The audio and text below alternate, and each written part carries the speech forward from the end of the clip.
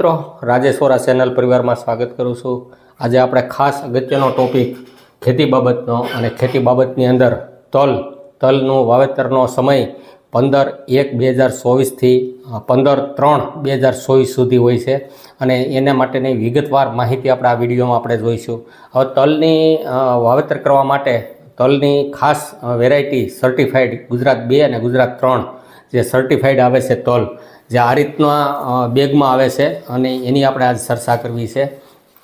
જે સર્ટિફાઈડનું લેબલ પણ હોય છે, અહીંયા તમે જોઈ શકાય છે આ સર્ટિફાઈડ સીડ્સ અને એનું આ લેબલ છે।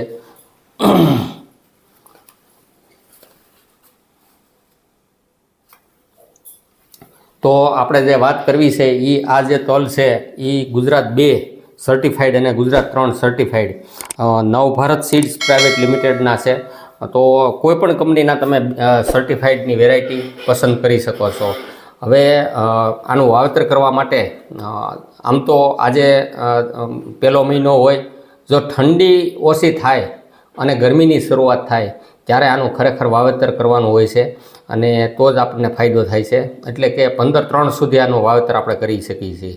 ઠંડીની થોડીક ઓછી થાય ત્યારે ખાસ જરૂરી છે। અને બીજું, રાત્રે ટેમ્પરેચર 20 ડિગ્રીથી હોય ને તો વધારે સારું।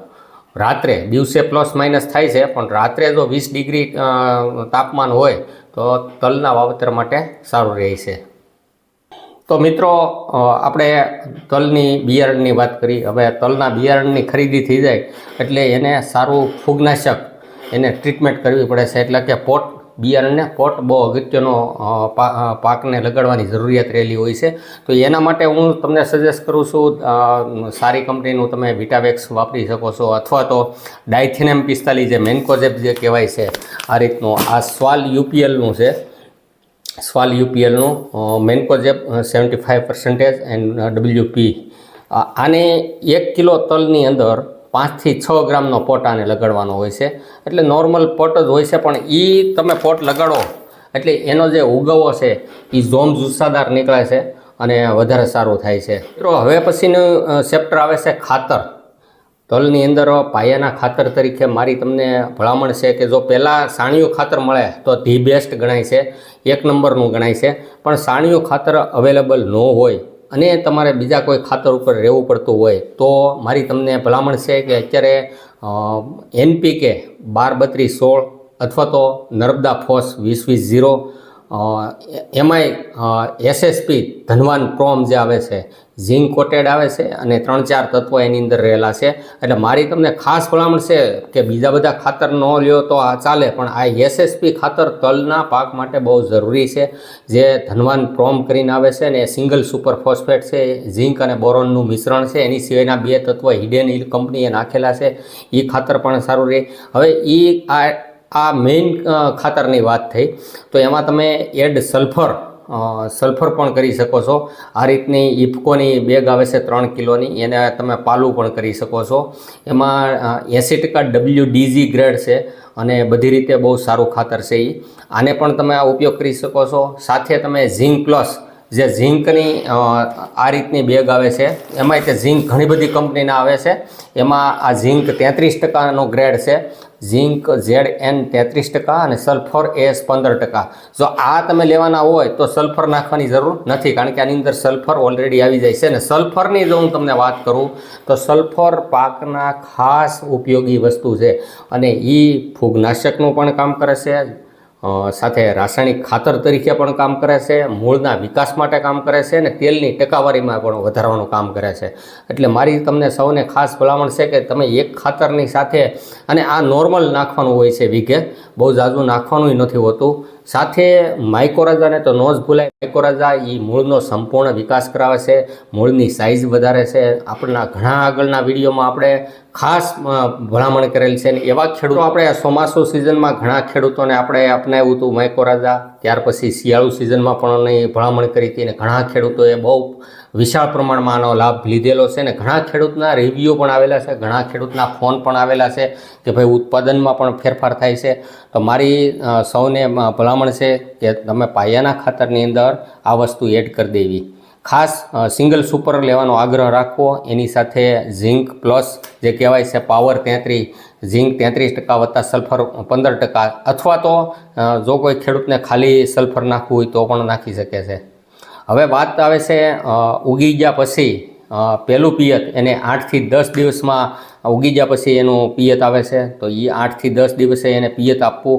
હવે નિંદામણ નાશકની જો વાત કરું તો ઉગી ગયા પહેલાં જો તમે તલ એ બહુ ઉગાવવામાં કાળજી રાખવી પડે છે, એટલે પેન્ડીમિથિલિન તમે એને વાપરી શકો. પણ મારી તમને ભલામણ છે કે બને ત્યાં સુધી પેન્ડીમિથિલિન જો નિંદામણનું પ્રમાણ ઓછું રહેતું હોય તો ઉપરથી એનો સ્પ્રે ન કરવો. અને જે ખેડૂતને વધારે નિંદામણની મુશ્કેલી હોય તો એને તમે ઉપરથી ઉગી ગયા પહેલાં સ્પ્રે કરી શકો છો.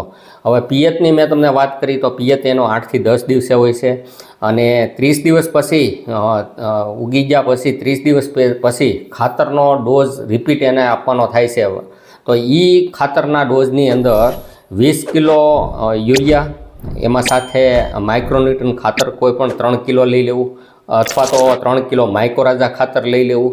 સાગરિકા અથવા શિવારિકા, ક્રુપકોનું શિવારિકા ખાતરનું બહુ સરસ રિઝલ્ટ મળેલા છે, અને એ તમને હું જો બતાડું તો આ કૃષક ભારતી કોઓપરેટિવ કંપની લિમિટેડ એટલે કે ખેડૂતોની સંસ્થા છે, અને શિવારિકા છે. આ શિવારિકા બહુ સરસ મજાના રિઝલ્ટ પણ ખેડૂતોને આવેલા છે. તો આ તમે એને વીઘે ફક્ત 5 કિલો એડ કરવાનું છે, તો તમે એને પણ ત્યારે પણ આપી શકો, અથવા તો ઉપરથી પણ આપી શકો છો. આ વાતથી પહેલાં ખાતરની જે યુરિયાની પૂર્તિ કરે છે. હવે વાત જો તમને કરું તો 40 થી 45 દિવસનું જો સમય થઈ જાય ત્યારે રિપીટ 20 કિલો યુરિયા, સલ્ફર 3 થી 5 કિલો.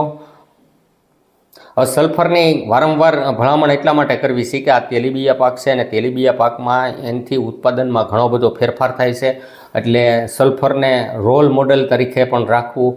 સલ્ફર આપણી જમીનમાં ઘણી ઉણપ છે, અને સલ્ફરથી ઉત્પાદનમાં પણ ફેર પડે છે. મિત્રો, તમને વાવેતરનો સમય, ખાતરનું શિડ્યુલ વગેરે તમને આપ્યું. હવે છે જો જંતુનાશક દવા સ્પ્રે તો ક્યારે અને કેવા પ્રમાણમાં કરવું, તો દાખલા તરીકે જો પહેલો સ્પ્રે તમારે 20 થી 25 દિવસે, જો એની પહેલાં રોગ જીવાત હોય તો પહેલાંય કરવો પડે છે, પણ પહેલો સ્પ્રે 20 થી 25 દિવસે ઓક્ઝાલિસ સ્વાલ UPLનું જે આવે છે ઓક્ઝાલિસ, સાથે ડાયથેનિયમ 45 તમે એમાં નાખી શકો. સાથે એઝિલનું ઝિબ્રાલિક એસિડ 0.01% પણ એમાં ઉમેરી શકો છો. એનાથી ગ્રોથ પણ સારો થાય, અને રસ ચૂસતી જીવાત અથવા તો થ્રિપ્સ એવો પણ કંટ્રોલ થાય. તો મિત્રો, તલની ખેતીમાં બીજો સ્પ્રે 40 થી 45 દિવસે ની જરૂર પડે તો ધાનુકાનું ડિસાઇડ એ પણ બહુ સરસ મજાનું છે. સાથે એમાં 0.5234 અથવા તો 0.050 જે કિલોના માઇક્રોન્યુટ્રન ખાતર આવે છે એ સામાન્ય નાખવાના હોય છે, અને એ તમે પંપે 100 ગ્રામ જેટલું નાખી શકો છો. અથવા તો રિફંડ, રેડોક્સનું રિફંડ પણ બહુ ઘણું બધું સરસ છે. આ બે વસ્તુ, ફક્ત દવા તો એક જ થાય છે ધાનુકાનું ડિસાઇડ, અને ડિસાઇડથી સંપૂર્ણ રોગ એમાં ખતમો બોલાવી દે છે. હવે વાત કરું તો બીજું પિયત વખતે તમે જમીનમાં કૃષિવીર પ્રવાહી અથવા તો પાવરફોર્મમાં જે એનું આવે છે કૃષિવીર પડીકા 1 કિલોના, અને સાથે NPKના બેક્ટેરિયા, આ જમીનમાં પાવા માટેની વાત થઈ. તમે પિયત આપતા હોય ત્યારે કૃષિવીરને પણ ન ભૂલતા, કારણ કે કૃષિવીરની અંદર હુમિક આવેલું હોય છે, અને સાથે NPKના બેક્ટેરિયા બહુ અગત્યનો રોલ છે.